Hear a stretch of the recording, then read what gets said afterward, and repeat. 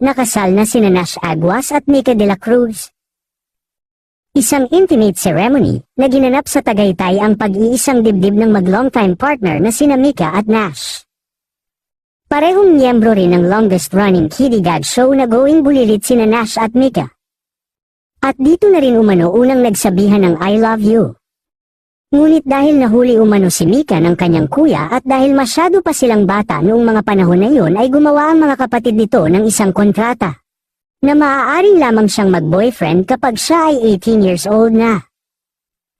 Dumating din umano sa punto na akala umano nila ay hindi na sila muling magkikita dahil sa mga pagsubok na pinagdaanan nila.